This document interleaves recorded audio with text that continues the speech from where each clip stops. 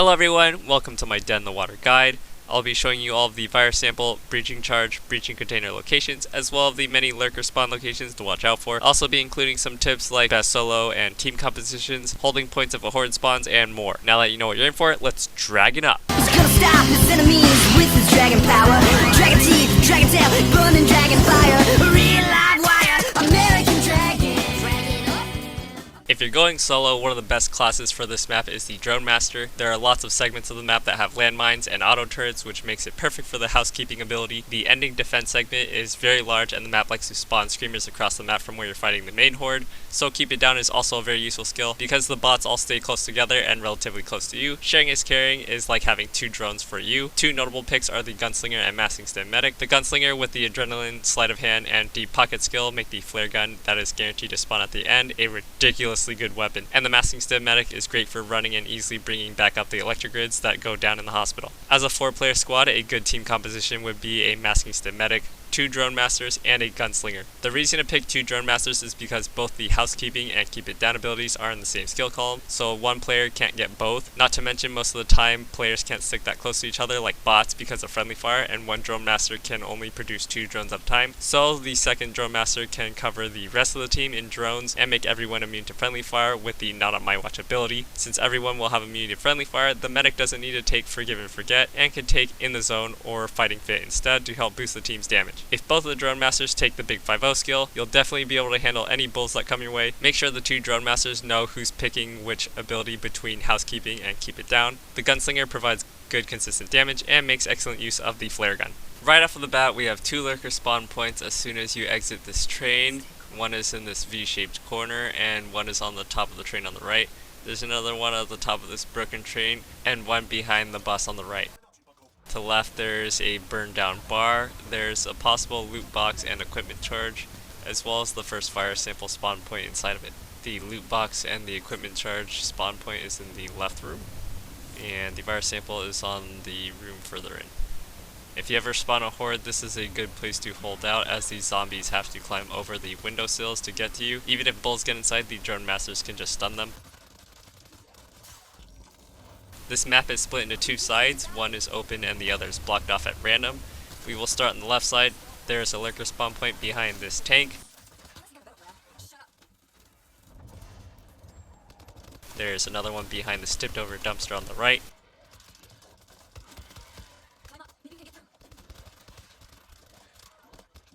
And one on the left around this corner. There's also a breaching charge on the far left between the dumpster and the fence. As you go up, there's a lurker spawn immediately on your right behind the debris. Past all of these zombies, on the right there's a breaching door, but it doesn't have defense kits, so don't waste your breaching charge on it. Be careful, as there are sometimes hostile auto turrets here and on the roof.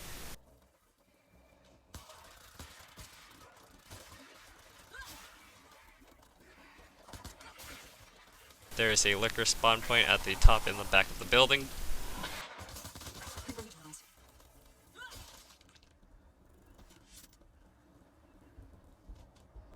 There's a drop to a lower rooftop. Make sure everyone drops together because there's no way back up. If there's someone incapacitated while the rest of the group is on the lower level, they cannot be helped. The next breaching charge location is on the lower rooftop on the left behind these vent tubes. There are 2 lurker spawn points on this rooftop, one behind this air conditioning unit and another one past it on the right. There's another drop to the street with no way back up, so make sure everyone drops together.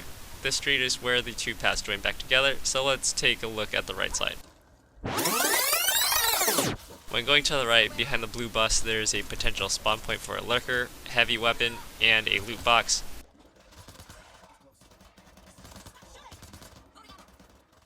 The right side may also have hostile auto turrets, so be careful and take it slow so the Dronemaster can safely capture them. The first breaching charge on the right path is next to this traffic light. Pick up this breaching charge. I've got a breaching charge.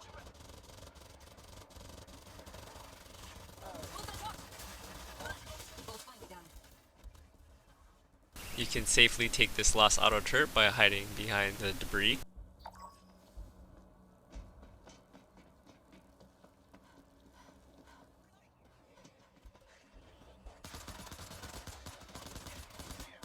The second breaching charge on the right side is past these zombies in the dark corner near the luggage. There's a medkit spawn point in this broken train car.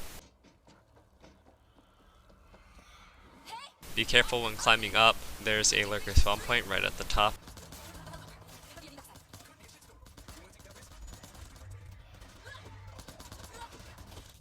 And another one behind this white van.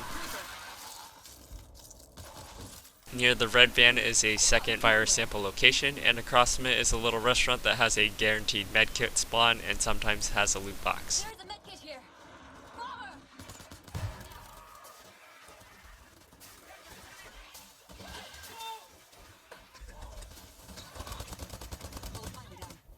The room upstairs is a checkpoint. If any teammates have already been downed and are at low health, you can kill them to reset their down counter. They will instantly respawn when the team enters the room. Be careful, there's a lurker spawn point inside the room on the right behind the ticket booth. Made to kill tanks, not swarms.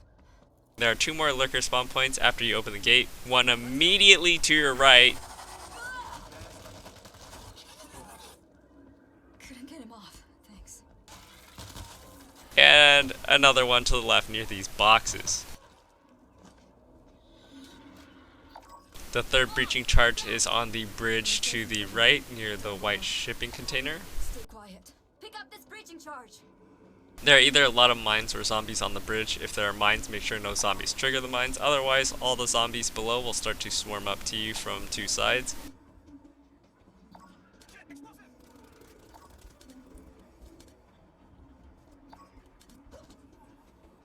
The third and final fire sample location is near the end of the bridge on top of this platform between these 2 boxes. We're out of supplies. We could really use a ride out. This red shipping container usually has a loot box and an equipment bag. Thank you, sir. Just below to the right between this red car and taxi is another breaching charge spawn point. This breaching charge. Down the road and to the left near this blue bus is another breaching charge spawn point. Grab this breaching charge. And there's one more breaching charge spawn point past this mountain of corpses to the left between these garbage cans. To the right there's a lurker spawn point as well as a possible loot box and equipment charge behind the white van. The parking garage typically has hostile auto turrets, landmines, or lots of idle zombies. This breaching door has a window into it that lets you see all of its contents.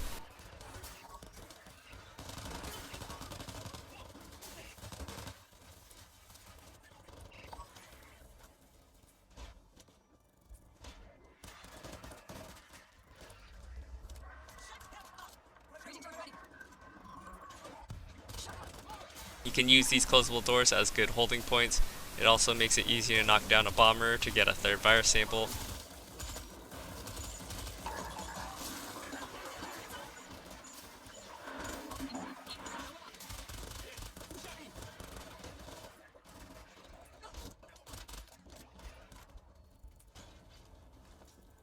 Come to mama.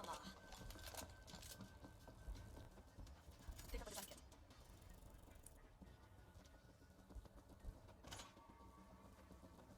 Call the elevator. We gotta get out. Be careful after calling down the elevator as it can have a landmine or hostile auto turret in it. Everybody get together and we'll go. As soon as you get to the hospital, look for the flare gun, look for the breaching charges, and set up defenses. The first flare gun spawn point is on the wooden crates just past the Humvee when you get outside. The second is up on the left on these green boxes. Look, it's wide open. Over here. Look. Good enough. There's a breaching door inside the hospital on the second floor to the right. Are you having this much fun? Your charge is gonna blow. One of the breaching charges is outside behind the medic tent on the left.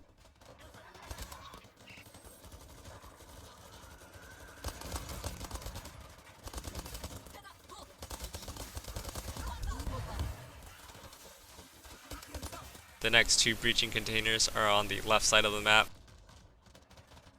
There's a breaching charge spawn point a bit further on these boxes. Breaching charge. The last flare gun spawn point is on the left up the staircase to the left on these green boxes.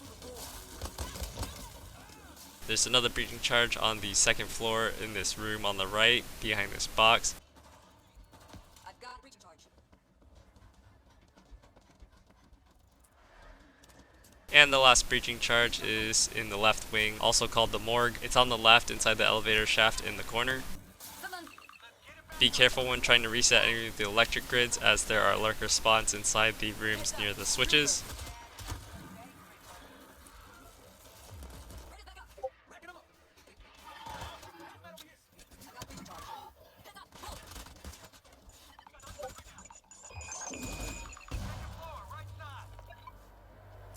Note that when the soldier calls out the downed electric grids, the directions are as if you're looking at the front face of the hospital, not looking out towards the stadium. So the left side is the cliff side and the right side is the parking garage side.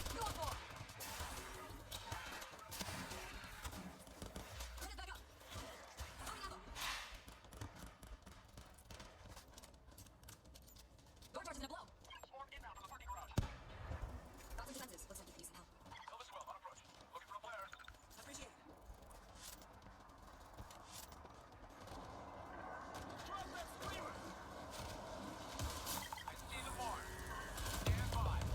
Hell yeah!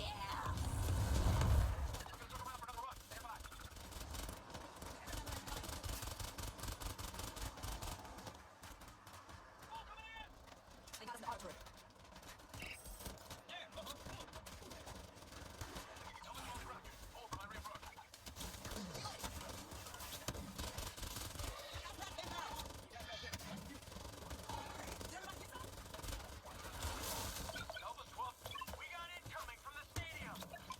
When the soldier calls out that you need to defend the stadium for a second time, you should stand directly in front of the hospital, as the evacuation will be called shortly after.